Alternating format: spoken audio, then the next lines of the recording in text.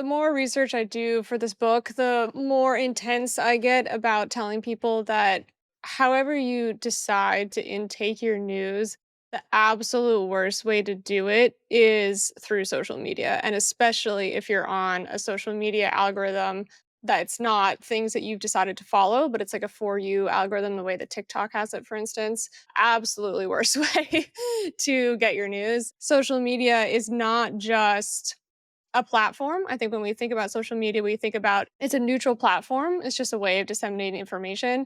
Social media is actually an actively radicalizing platform. And if you are not taking control over what kind of information you're seeing on social media, it's kind of it's like someone coming into your house, filling your refrigerator with a bunch of junk food and like ultra processed foods and candy and Snickers and Coca Cola, and then saying, here, like I have figured out your diet for you. We would never accept that, right? When it comes to eating, we would never let people with questionable intentions at best come into our house and decide what we're going to put into our bodies.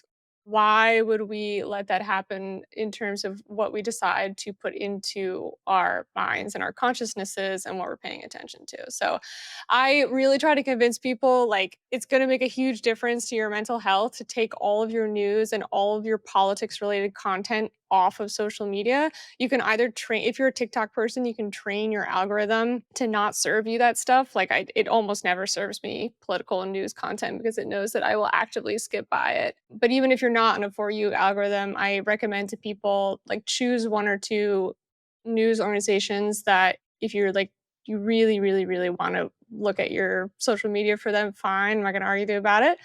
Try not to follow them. Just like start your social media time by like going on, checking their page, seeing their most recent posts or their stories, and then moving off. And you're gonna have a lot more control over your news intake that way, both in terms of like, are you in the right mind space to handle this right now, and in terms of the quality of information.